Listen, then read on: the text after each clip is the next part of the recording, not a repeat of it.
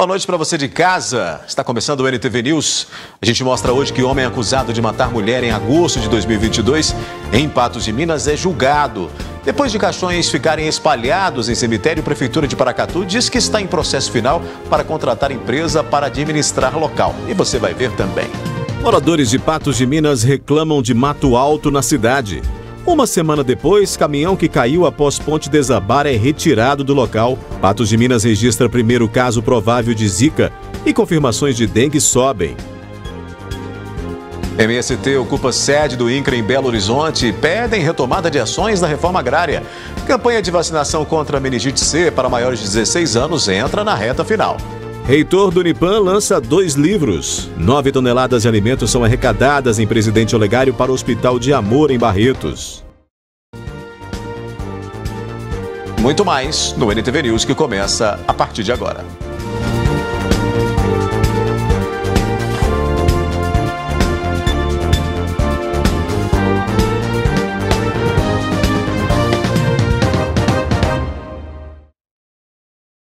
Depois de forte chuva, caixões emergiram no cemitério em Paracatu e a prefeitura do município se pronunciou sobre essa situação.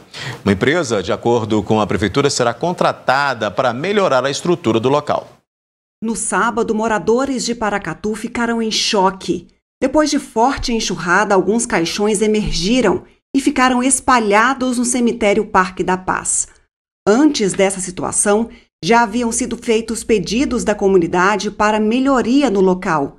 O prefeito de Paracatu lamentou o ocorrido e disse que os cemitérios da cidade devem ser administrados por uma empresa. O cemitério é um problema de Paracatu há 15, 20 anos. Infelizmente, na nossa compreensão, não é um problema que a prefeitura consegue gerir por si só, senão até já teria resolvido. Então, o que nós fizemos? Desde 2021, começamos um estudo para concessionar todos esses cemitérios e agora esse estudo chegou ao fim e já está em processo licitatório a reforma do cemitério de Paracatu. O que isso vai ser? Uma empresa vai assumir o cemitério da Santa Cruz, o cemitério Alto da Colina, reformar por completo, e também o cemitério Parque da Paz. Não vai mexer em nada que está estabelecido, não vai mudar nenhuma tarifa e vai ter a possibilidade de explorar comercialmente uma parte do cemitério Parque da Paz que hoje está parada. O caminhão que caiu no Ribeirão do Chumbo, zona rural de Patos de Minas, durante desabamento de ponte no dia 10 deste mês, foi finalmente retirado do local. A estrutura que ficava sobre o Ribeirão do Chumbo, afluente do Rio Areado, desabou no momento em que o caminhão caçamba passava pelo local. O motorista sofreu apenas ferimentos leves. Cerca de uma semana depois, com a utilização de escavadeira e retroescavadeira, o veículo de carga foi erguido e puxado para fora do leito. A ponte é tombada pelo Patrimônio Histórico Municipal e estava parcialmente interditada desde julho de 2022. O limite de peso de veículos que podiam passar pela estrutura era de 15 toneladas devido à fragilidade das madeiras. A retirada do veículo deve possibilitar o início dos trabalhos por parte do município para a reconstrução deste importante acesso que interliga diversas localidades como Major Porto, Santa Maria, Chapadão, Horizonte Alegre e Bom Sucesso.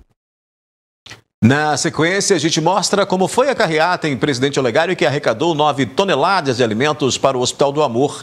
Patos de Minas registra o primeiro caso provável de Zika e confirmações de dengue sobem. E campanha de vacinação contra a meningite C para maiores de 16 anos entra na reta final. A campanha de vacinação contra a meningite C entrou na reta final. A imunização segue até 30 de abril e é voltada para a população com 16 anos ou mais. A vacina é gratuita e oferecida em unidades básicas de saúde. Olha, em novo boletim da Secretaria de Saúde de Minas Gerais, os casos de dengue seguem em escalada no estado. Mais 2 mortes foram confirmadas em 4 dias. Patos de Minas registrou o primeiro caso provável de Zika. Em Minas Gerais, os casos prováveis de dengue se aproximam de 208 mil, com quase 88 mil confirmações. As mortes por dengue subiram para 39 e 103 são investigadas. De chikungunya, são quase 47 mil casos prováveis e 18.500 confirmados. 11 pessoas morreram e outras 13 estão em investigação.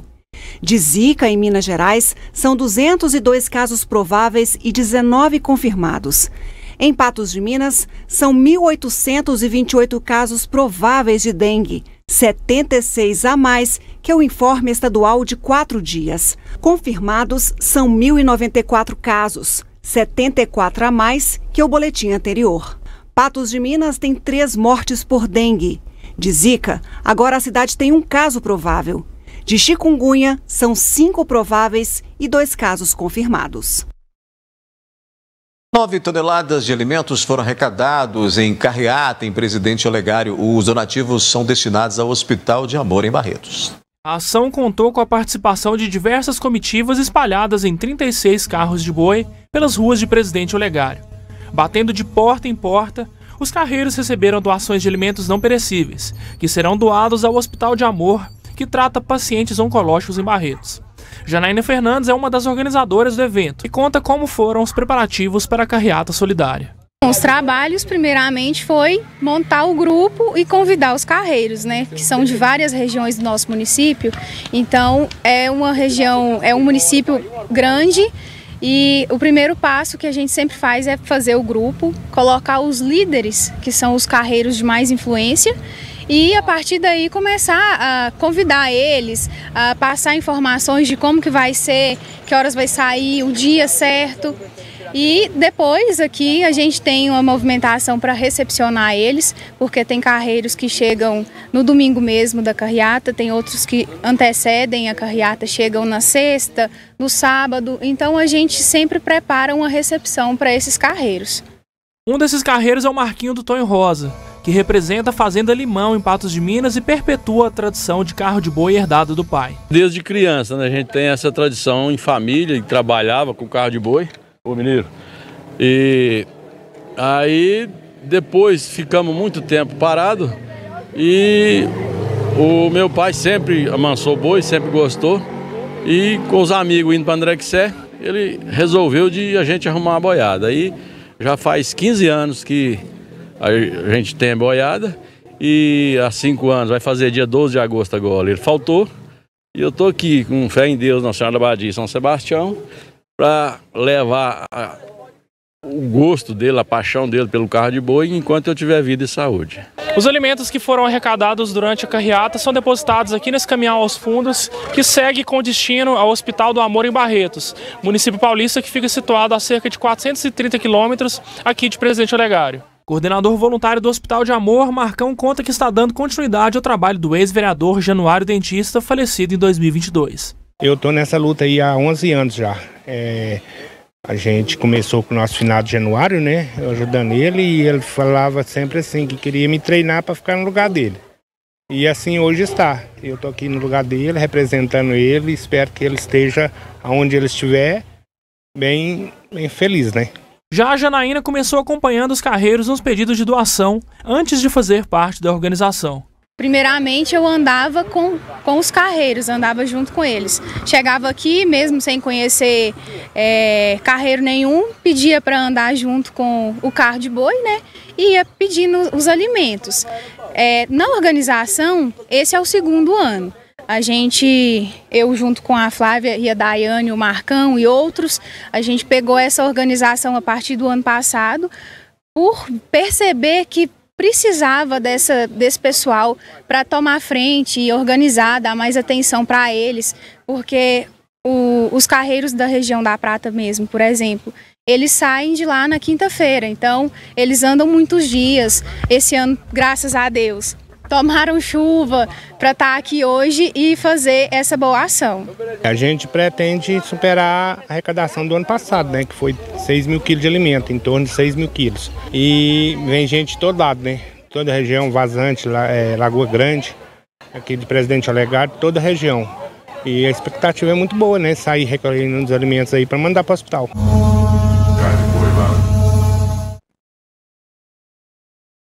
Depois do intervalo, Patos de Minas ganha franquia da Açaí Summer. Pedido de isenção da taxa do Enem já pode ser solicitado e você vai ver que vence a 2ª parcela do IPVA. A partir de hoje, os candidatos ao Enem de 2023 já podem pedir a isenção da taxa de inscrição. Para pedir a isenção da taxa do Enem, é preciso que os estudantes estejam cursando o último ano do ensino médio em escolas da rede pública ou que tenham sido bolsistas integral em rede privada. Também que tenham renda familiar per capita inferior a um salário mínimo e meio, ou ainda estudantes com declaração de vulnerabilidade econômica e inscritos no CAD único do governo federal. A solicitação deve ser feita na página do participante, enem.inep.gov.br/participante. O pedido de isenção do Enem deve ser realizado até o dia 28 de abril. A segunda parcela do IPVA começou a ser paga no dia 13 deste mês. Hoje pagam os proprietários com veículos de placa final 5 e 6 e ao longo dessa semana as demais placas. Mais de 50% dos donos de veículos optaram pelo pagamento da parcela única em Patos de Minas. A escala de pagamentos da segunda parcela do IPVA começou a ser paga no dia 13 deste mês. Até o momento, pouco mais da metade dos proprietários de veículos já realizaram o pagamento em parcela única e o pagamento da primeira parcela no mês de março. Estamos no meio, do período de arrecadação, digamos assim. Nós estamos perto do vencimento, no meio da escala de vencimento da segunda parcela e já temos aí cerca de 51% de arrecadação. Restando ainda 49% do total do IPVA 2023 por arrecadar. Nesta semana, seguem as escalas de pagamento para aqueles cujo veículo tem placa com número final 5 e 6, 7 e 8 e 9 e 0. Já no próximo mês, entre os dias 15 e 19, deve ser efetuado o pagamento da terceira e última parcela do documento. Vale lembrar que a novidade para este ano é a forma de pagamento via Pix, que traz vantagens para o proprietário do veículo e para o Estado. O contribuinte vai acessar lá o nosso site, no mesmo local onde ele iria para emitir a guia, para poder levar ao banco ou fazer o pagamento online, ele simplesmente vai capturar lá o QR Code ou a chave do Pix e fazer o pagamento por qualquer instituição bancária. Essa é outra vantagem em relação aos outros tipos de pagamento. Se ele fosse utilizar a guia, ele só conseguiria pagar nos bancos credenciados pelo Estado e no Pix ele pode fazer a partir de qualquer instituição, qualquer conta bancária que ele tem, que tenha habilitado o Pix, ele consegue fazer o pagamento. E por fim, para o Estado, é o meio de pagamento mais barato. Então, o contribuinte, além de estar fazendo a parte dele, o cidadão, o pagamento do imposto, vai estar contribuindo para a economia de gastos. Mas é importante ressaltar que a emissão de guia para pagamento só é feita no site da Secretaria de Estado de Fazenda. O Estado não envia nenhum documento ou link para pagamento direto para o proprietário. A única opção para pagamento via Pix é no nosso site. O contribuinte tem que entrar no site e extrair o QR Code lá da opção de emitir guia de pagamento de IPVA. Não confie em links que recebam, seja por e-mail. O Estado envia, às vezes, e-mail de cobrança ou SMS, essas formas, mas nunca com link ou documento para abrir e você pagar por ali. São cobranças no sentido de te direcionar sempre para o nosso site. O site para a emissão da guia é o www.fazenda.mg.gov.br. Lá, o proprietário encontra todas as informações necessárias para efetuar o pagamento no ícone IPVA. Lembrando também que, mantendo o pagamento do IPVA em dia, a pessoa contribui diretamente com o Estado e com recursos diretos para o município que reside. 40% das arrecadações são destinadas diretamente aos cofres públicos do município. Você tem a distribuição aí de 40% do valor para o Estado, 40% para o município e 20% para o Fundeb, que é o Fundo da Educação Básica. Então, é um dinheiro que cai no cofre do município quase que instantaneamente. E aí, é a certeza para o contribuinte da região que aquele recurso vai ser aplicado diretamente aqui na região. Isso é uma vantagem sobre os demais tributos. Patos de Minas agora tem uma franquia do Açaí Summer. Veja só. Um novo conceito de açaí chegou em Patos de Minas. O açaí Summer com produtos direto do Pará, que só de olhar dá água na boca. O açaí Summer é uma franquia de um açaí que vem direto do Pará, Matheus. Assim, é um açaí diferenciado. A gente trabalha com açaí premium, que é um açaí mais leve, mais fininho, é aquele açaí que não tem gelo, sabe? Que você consegue comer até puro, de tão gostoso que ele é. Além do açaí, por aqui você encontra os gelatos, milkshakes e também salada de frutas. E além do açaí, claro, a gente tem várias outras opções aqui na loja também. A gente trabalha com gelatos de frutas, que são uns sorvetes mais frutados mesmo, bem com gostinho da fruta, de maracujá, de morango. Além do açaí zero, que a gente tem esse diferencial, né? Que a gente sabe o quão é difícil encontrar um açaí zero no mercado, que de fato é zero, sem açúcar. Então, assim, vocês têm que conhecer, só conhecendo para saber o tão gostoso que é. A gente fala que tem o fit, né? Então, pra galera aí que tá treinando, que precisa manter a saúde mais em dia, até para quem tem uma diabetes, a gente tem esses produtos, a gente tem o açaí zero, a salada de fruta, nossos milkshakes têm uma variedade imensa, temos milkshakes gourmets, são milkshakes mais elaborados também, vitamina de açaí, suco de açaí, você já tomou suco de açaí com maracujá, com laranja, então assim, tem muita variedade. E aqui no Açaí Summer você vai encontrar diversos produtos como você mesmo já viu. E além de tudo isso, para deixar o seu açaí ainda mais delicioso, você vai encontrar uma infinidade de produtos. E eu que não sou bobo, claro, já vou me servir o melhor açaí. No Açaí Summer também tem as promoções semanais. A gente tem copo do dia, que é um copo promocional que a gente tem sempre de terça a quinta, de 300 ml, com 2 complementos por R$ 9,99. Isso é muito barato, né? Mas assim, além de ser barato, tem a qualidade. O Açaí Summer fica na rua Gabriel Pereira, próxima à Feira do Rosário. Siga também no Instagram, @AçaíSummerPatos. A gente fica pertinho da Feira do Rosário, aqui na rua Gabriel Pereira, 369, Açaí Summer. Aqui a gente tem uma cobertura na frente que tá ficando um ambiente bem legal para as pessoas virem à tarde, tomar um açaí com a família, com os amigos, além de que aqui dentro da loja um ambiente é climatizado. Então tem para todos os gostos. Você quer ficar no fresquinho? Você fica dentro da loja. Você quer ficar olhando as pessoas, o movimento da rua? Ali fora é o melhor lugar. A gente está preparando para os finais de semana a gente colocar um pula-pula, porque às vezes a mãe, o pai sai, mas a criança fica ali inquieta, não tem o que fazer. Vai ter um pula-pula para ela se divertir. Então vai ficar um ambiente bem legal e a gente quer receber todo mundo aqui. Então tá tudo preparado com muito carinho. Você viu, a loja tá novinha, os produtos são deliciosos. Eu tenho certeza que Patos vai amar essa novidade.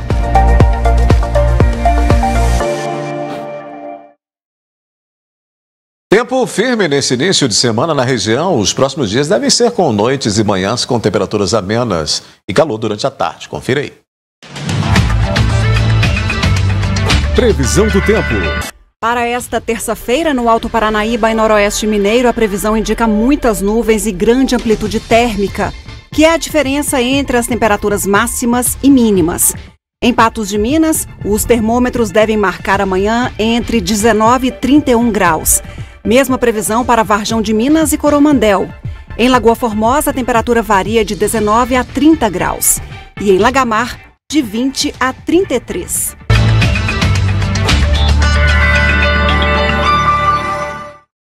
A seguir tem análise da notícia. Moradores de Patos de Minas reclamam de mato alto na cidade e o resultado do julgamento do homem que matou a mulher a facadas em Patos de Minas.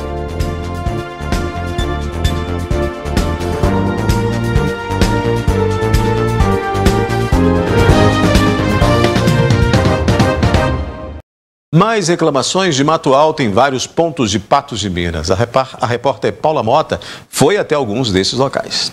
Para os moradores que optam por fazer uma caminhada, a visibilidade de um lado e do outro é muito pouca. Caminhando pela pista em poucos metros, é difícil enxergar o que está à frente, tamanha a quantidade de mato dos dois lados da pista. Além disso, a gente também observa em alguns pontos aqui desta pista que há descarte de lixo de forma incorreta.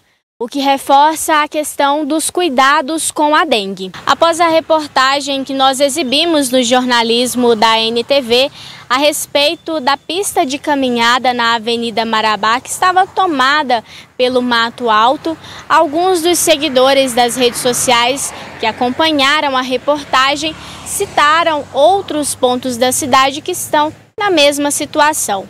Um deles, no prolongamento da Avenida Fátima Porto, na altura do acesso ao bairro Jardim Califórnia, que, devido ao mato alto, tem prejudicado os motoristas em questão de visibilidade. Quem precisa fazer o retorno para acessar o outro lado da via se depara com essa dificuldade.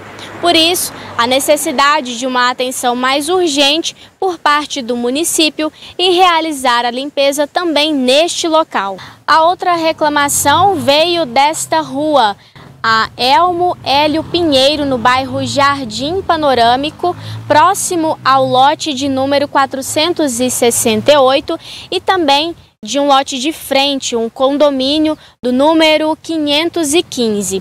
Aqui atrás a gente observa que, além do mato alto, que já está inclusive na altura do muro da casa ao lado, há também o descarte de lixo de maneira irregular. A gente tem falado muito aí da questão da dengue, né? Esses materiais que ficam descartados, eles podem acumular água, o que aumenta esse risco aí para os moradores aqui da vizinhança, sem falar nas condições aí de animais peçonhentos que acabam se abrigando nesses locais e também invadindo residências próximas. Pela localização, a gente pode também deduzir que trata-se de um lote particular. Logo, a responsabilidade pela limpeza é do proprietário. Entretanto, vale reforçar aí o pedido junto à Prefeitura de Patos de Minas para que notifique esse proprietário para que seja feita a limpeza, que ele tome consciência aí da situação aqui no local e realize a limpeza devida do lote. A gente vai comentar esse assunto em instantes. Deixa eu dar boa noite aqui para Gui Boaventura. Boa noite, Gui. Boa noite para você, boa noite ao nosso telespectador. Antes da gente entrar nesse assunto aí que a gente já debateu algumas vezes aqui com relação ao mato alto, sujeira em Patos de Minas, vamos abrir espaço para a participação ao vivo do repórter Diego Natanael, porque ele está no Fórum de Patos de Minas, acompanhou lá o julgamento de um caso de feminicídio ocorrido no ano passado, em agosto do ano passado, aqui em Patos de Minas, quando um homem matou a companheira a facadas. Boa noite, Diego. O que temos aí de informações sobre esse júri? Boa noite, Odair Cardoso, boa noite, Gui Boaventura, boa noite a você de casa. Pois é, estava sendo julgado o réu Hernani Soares Caetano, de 60 anos, pelo crime de feminicídio contra a vítima Valdelena de Freitas Soares. O crime ocorreu no dia 7 de agosto de 2022. Por volta das 19h46, ele teria ido até a casa de Valda, e estava bêbado, e eles, após um desentendimento, ela teria se escondido dentro do quarto. Nisso, ele foi lá, arrombou a porta e desferiu, golpes de facas contra a vítima. Ela tentou fugir e gritar por socorro, e ele novamente lhe deferiu mais golpes de faca e acabou ocasionando na morte da vítima. Ele foi julgado e condenado a 20 anos com 3 qualificadoras: meio cruel, motivo torpe e também pelo feminicídio. Ô Diego, agora você chegou a conversar com o pessoal aí, acusação, defesa, o que a gente tem aí de informação sobre isso? Pois é, a gente conversou com o advogado de defesa, ele falou que ainda é preciso conversar com o cliente dele para ver se vão recorrer ou não da decisão, mas era o esperado até então. Obrigado, Diego, pelas informações. Qualquer momento, se tiver assunto novo, traga pra gente aqui no NTV News. A gente continua então, aqui, depois de falarmos aí com o Diego nesse vivo direto do Fórum de Patos de Minas, nesse crime terrível registrado aqui, né, no município. É o chamado crime ruim, né? Crime terrível, ruim, né? Ruim. Uma coisa... Quando no meio jurídico, quando há a possibilidade de uma condenação dessa aí de 20 anos, como foi a dessa aí do Hernani, eles chamam de crime ruim. E na realidade é mesmo, né? Um crime com algumas qualificadoras, né? Sim, motivo fútil, feminicídio, impossibilitou a defesa da vítima, sabe? E é aquele negócio, a pessoa queria matar, né, rapaz? Sabe? Arrebenta a porta do quarto, vai lá.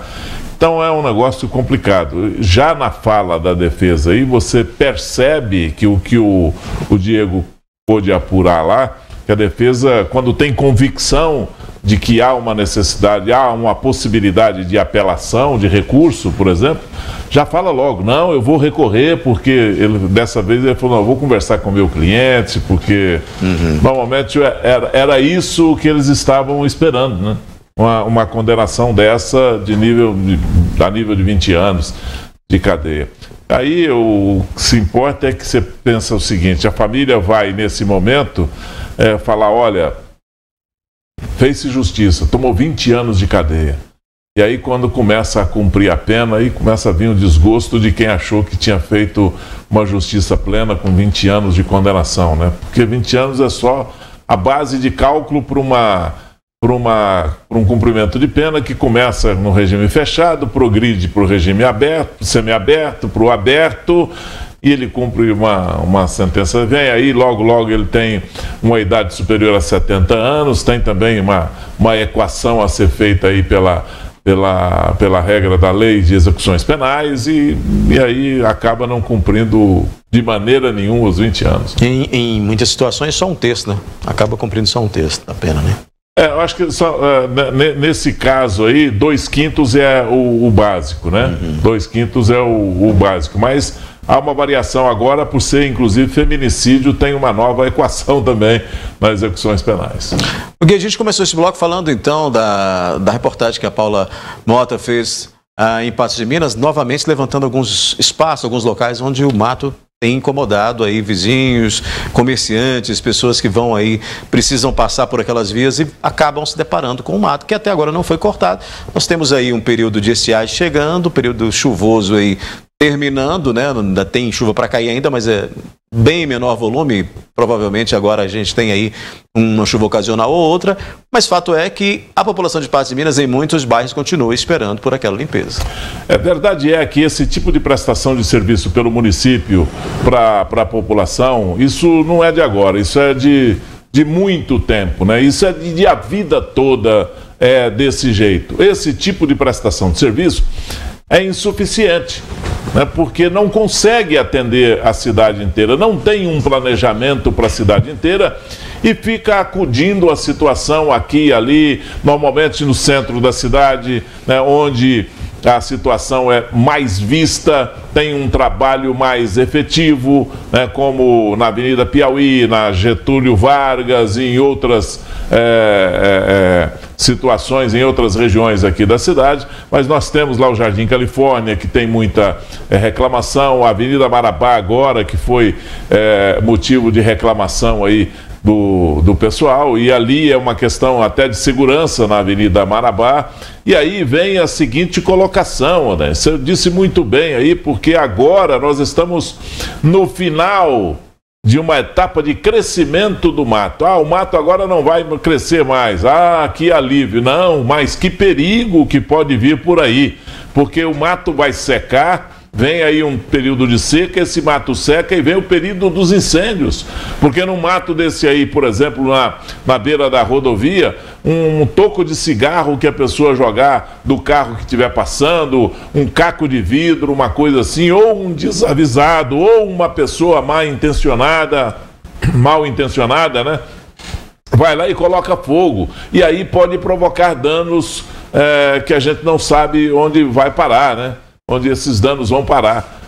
É muito complicada essa situação do mato na cidade. O que a gente deve ter na realidade, uma programação. Devemos progredir nessa situação. O município tem que ter uma situação de prestar esse tipo de serviço, de ter uma prestação de serviço suficiente para que o município não reclame disso aí. É a mesma coisa de operação tapa-buraco, é a mesma coisa da situação que a gente vive na zona rural com as estradas rurais, a situação é a mesma. É insuficiência estrutural para prestar esse serviço para a população. E a gente vai continuar mostrando muitos desses casos aqui, né? Bom, a gente faz um rápido intervalo, Gui. Na sequência, a gente segue com a análise da notícia, continua por aqui, né? Você vai ver que o reitor do Unipan lança 2 livros. Você confere também que o STF começa a julgar amanhã se aceita denúncias por atos antidemocráticos. E vamos falar do MST, que ocupa a sede do INCRA em Belo Horizonte e que pede retomada de ações da reforma agrária. Cerca de 450 integrantes do MST ocuparam nesta segunda-feira a sede do INCRA em Belo Horizonte. A manifestação é para pedir a retomada das ações da reforma agrária que estão paralisadas em Minas Gerais. Segundo os manifestantes, eles devem continuar no local até que as negociações sejam realizadas. Gui Boaventura, a ocupação em BH faz parte dos novos protestos no Abril Vermelho. Além de Minas, também foram registradas aí ocupações na sede do INCRA nos estados de Santa Catarina, Ceará, Mato Grosso do Sul, Rio Grande do Norte e ainda Distrito Federal. Você considera que esta é a maneira adequada de retomar a pauta da reforma agrária que tanto se discute há muitos anos no Brasil? Olha, essa não é a maneira adequada de negociar, né? Eu forço para ter uma negociação, para sair essa negociação do jeito que eu quero. E aí, esse movimento dos trabalhadores sem terra, o MST, esse movimento já devia mudar o seu comportamento e a sua nomenclatura no Brasil. Isso já devia ter acontecido há muito tempo. Nós temos aí hoje quem preside esse movimento, quem comanda esse movimento, que é o Stedley. Já há quanto tempo ele está na frente desse movimento? Que não é um movimento, né? Porque o movimento, o próprio nome já indica, é movimento.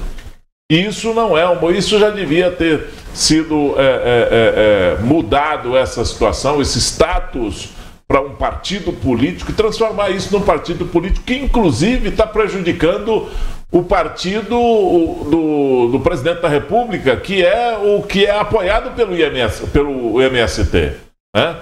Politicamente, isso atrapalha, bate de frente com o setor mais produtivo do Brasil, que é o setor agropecuário, prejudica negociações, desestabiliza politicamente o país, esse tipo de movimento. A gente já sabe disso, a gente viu isso quantas vezes acontecer no Brasil. Eu não sei até quando isso vai durar no país.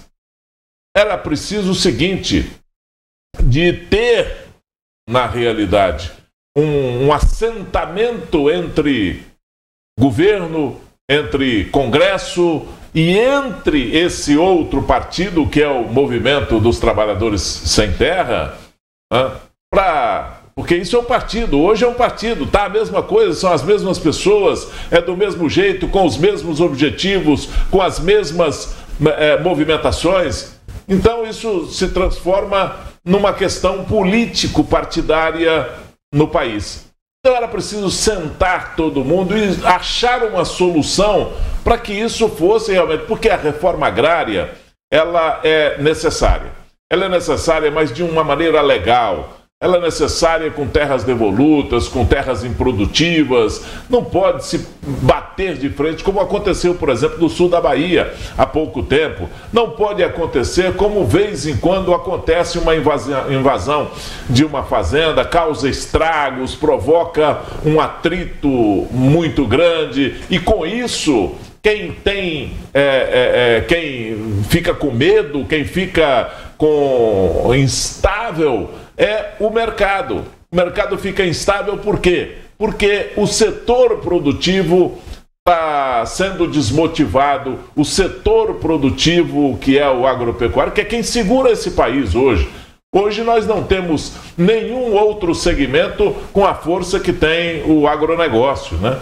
Antigamente a gente tinha as fábricas de automóveis que hoje nem pesam tanto assim na questão político-trabalhista ou de renda ou de geração de emprego e renda nesse país. Hoje a construção civil e o agronegócio são as duas pontas que carregam esse país rumo ao progresso. E se esses setores forem desmotivados, principalmente do agronegócio, sabe, o mercado se desestabiliza e aí nós perdemos o controle, a inflação que sobe, é o juro que não baixa e não adianta querer fazer isso no gogó porque não dá certo. A gente sabe que isso tem um lastro muito maior do que a simples fala ou desejo de algum político nesse país. Então, esse tipo de movimento é desnecessário. É desnecessário para o país que podia estar sentando na mesa, resolvendo todas as questões, pegando realmente aquilo que tem que ser, aquela terra que tem que participar da reforma agrária ou que necessita de uma reforma agrária para fazer o país andar, né? Não pode ser na força, não pode ser na raça. E a gente, por um lado, a gente não aprova esse movimento do Sem Terra, mas também não aprova a apatia do setor do governo que poderia solucionar esse problema, ou pelo menos encaminhar soluções sem esse desgaste todo, sem esse atrito todo. Muito bem, vamos girar o assunto então.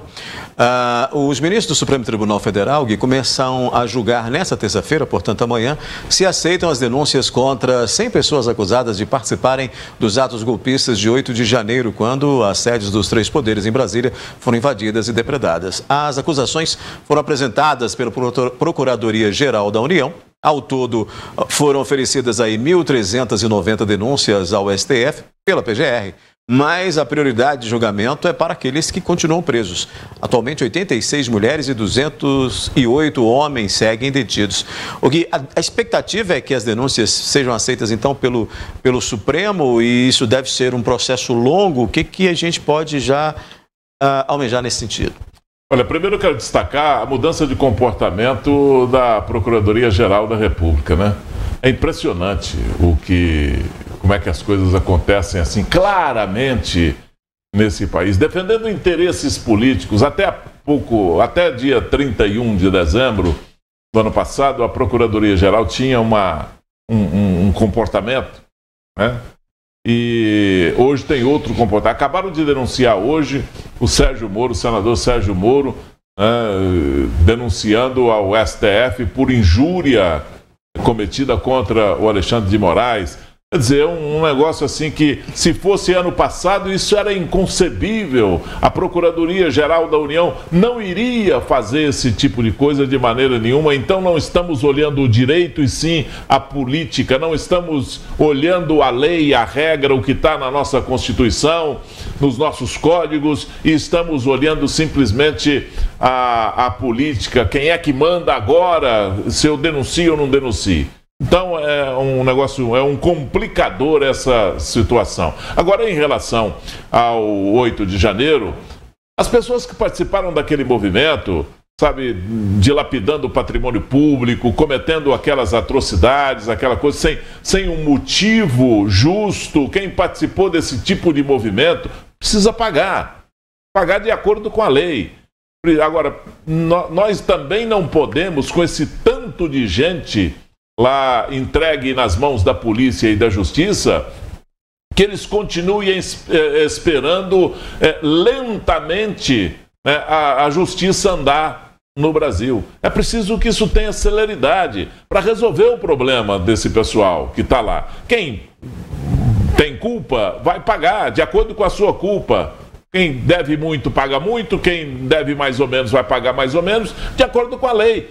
Quem deve pouco e quem não deve nada, e pode ter algum inocente aí no meio desse pessoal que está lá pagando por uma coisa que não é do tamanho que é da sua acusação, ele precisa ter um julgamento e isso precisa andar na justiça. Então, tomara que a justiça se pronuncie em relação a essa denúncia feita pela PGR, né? Se acata ou não a denúncia, para a gente ver tudo isso andar e essas pessoas que estão aí para para serem julgadas, que sejam julgadas, e quem deve realmente tem que pagar.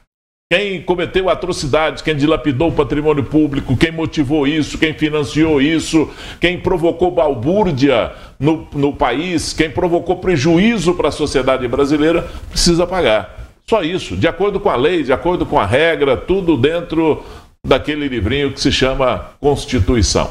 Muito bem.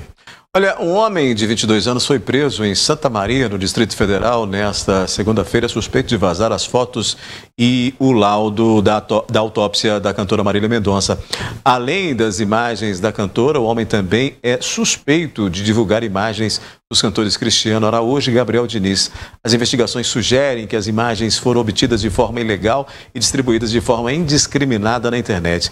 A prisão foi realizada pela Delegacia Especial de Repressão aos Crimes Cibernéticos em operação para reprimir crimes praticados na internet. No Brasil, a pena para quem pratica o crime de vilipêndio de cadáver pode ser de detenção de 1 a 3 anos, além de multa. E eu imaginava que essa punição poderia ser até maior, né, Gui?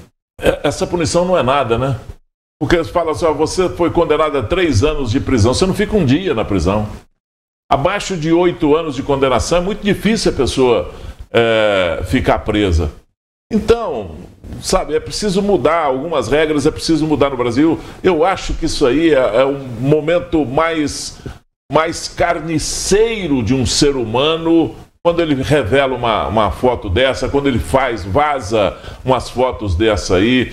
Sabe, não é porque a Marília Mendonça, que é o Cristiano Araújo, seja lá qual famoso for, é porque é um ser humano que está ali.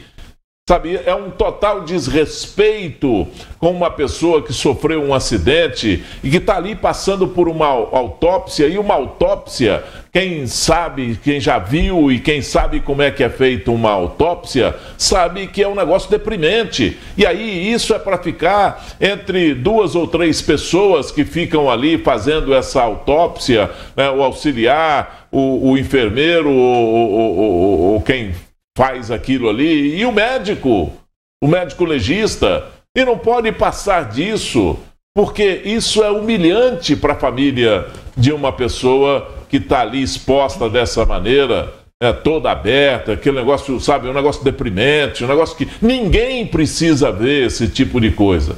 E a pessoa que divulga isso, de repente, olha, você pode ser condenado de 1 a 3 anos de prisão, que coisa, hein? Você pode pagar uma multa que também não vale nada.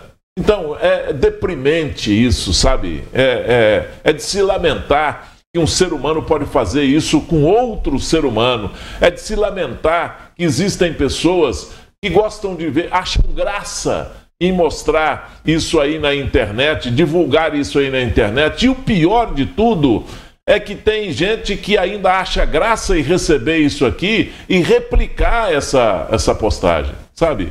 Isso traz descrença no ser humano. Ainda bem que são poucas pessoas, né? Ainda bem que, sabe, não é todo mundo que pensa desse jeito, que não sabe que é um ponto aqui, outro ali, mas que um cidadão desse merecia ficar preso lá, sabe, um bom tempo, por fazer esse tipo de crime, porque o estrago que causa, por exemplo, nessa questão da Marília Mendonça, o estrago que causa na mãe dela, na família dela, pode causar no filho dela daqui um tempo, nos amigos dela, sabe, no relacionamento dela, o estrago é muito grande.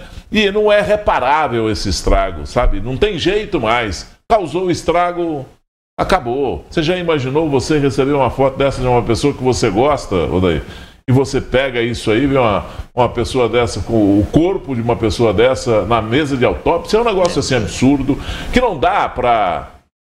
Você pode até entender, mas não dá pra aceitar, sabe? Eu não entendo e muito menos aceito. Até porque na internet nada se apaga completamente, né? Por mais que você busque nunca apagar, mais, nunca mais. Vai acabar continuando. Vai ter gente que arquivou isso aí, outros carnificeiros, né?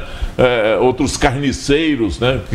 Que guardaram isso aí para um dia lá na frente poder fazer isso também de novo.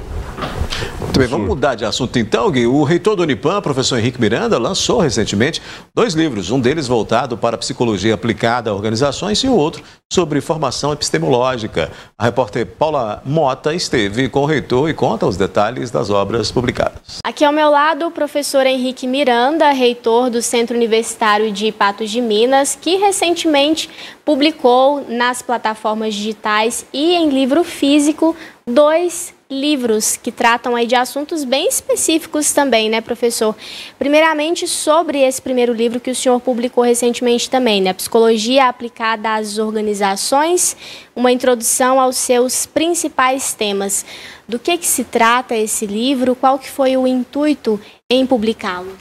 Olha, esse livro, ele é fruto da minha experiência como professor da disciplina Psicologia Aplicada em curso de graduação e pós-graduação para alunos que não são psicólogos. Há muitos anos eu trabalho com essa disciplina e eu sempre tive uma dificuldade em encontrar um material que dialogasse bem com o pessoal que não é especificamente da área da psicologia.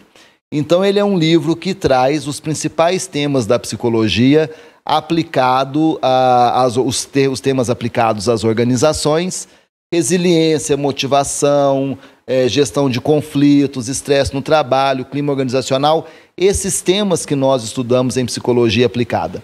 Então, ele traz esses temas com exercícios, com atividades. Então, ele é também um material didático. É um livro que se destina a todos aqueles alunos, professores e profissionais que se interessam pelos temas da psicologia aplicada ao trabalho. Perfeito. E entrando então no segundo livro, né, a formação epistemológica do pesquisador em educação, uma proposta formativa. O senhor já me adiantou que é um trabalho aí de pesquisa de doutorado, também bem específico para um público específico. Do que se trata então este livro? Esse livro ele é fruto da minha pesquisa de doutorado em educação na Uniub, na Universidade de Uberaba. Eu fui orientado pelo professor Dr. Orlando Fernandes Aquino e nós ali trabalhamos a questão da formação epistemológica do pesquisador em educação. Aquilo que o pesquisador entende por ciência, e isso é epistemologia, né? Epistemologia, o que é ciência, o que é método, quais são os critérios para a validação do conhecimento científico. Aquilo que o pesquisador entende por epistemologia influencia a qualidade da pesquisa dele. Então, nós formulamos uma proposta formativa para melhorar a formação do pesquisador em educação. Quando você melhora a formação epistemológica do pesquisador em educação, você contribui para que esse pesquisador também melhore a qualidade do processo investigativo dele. Então, é um livro que se destina a todos aqueles que se interessam por epistemologia, por formação epistemológica, mas, sobretudo, ele se destina àqueles pesquisadores que visam melhorar a sua formação epistemológica. Perfeito. Onde que foram publicados, né? Em quais editoras foram publicados esses livros, né? E onde que as pessoas podem também encontrar aí nas plataformas digitais, o livro físico para quem queira também adquirir? Tanto a versão digital, o e-book, quanto a versão impressa, o livro físico, podem ser acessadas pelos sites das editoras. O Psicologia Aplicada às Organizações pelo site da editora Dialética, dialética.com.br, editoradialética.com.br, e a formação epistemológica do pesquisador em educação pelo site da editora CRV, tá? editoracrv.com.br. Então, fica aí as informações, né, para quem quiser adquirir. Um trabalho aí, com certeza, de muita dedicação, né, nesses estudos que o senhor fez. E para todos que queiram conhecer, acessar os sites também. E fiquem à vontade aí para conversar com o professor também, caso queira saber mais sobre esses livros. Parabéns, professor. É um trabalho com certeza excelente, né? E fica aí com vocês aí no estúdio, Paula Mota, para o jornalismo da NTV. Obrigado, Paula. Até porque o professor Henrique Miranda é conceituadíssimo, né? Tem todo um carinho, um zelo pela educação e essas publicações dele merecem realmente aí serem vistas, analisadas, lidas e, claro, né? Divulgadas sempre, né, Gui? Informação. Sim, claro. O professor, quando fala, quando escreve, é bom ler, e quando fala, é bom ouvir. Muito bem. O Gui, terminando então a nossa análise, o NTV News também termina por aqui. Amanhã a gente volta aqui para a bancada. Perfeitamente. Boa noite para você, boa noite ao nosso telespectador. Boa noite e até amanhã.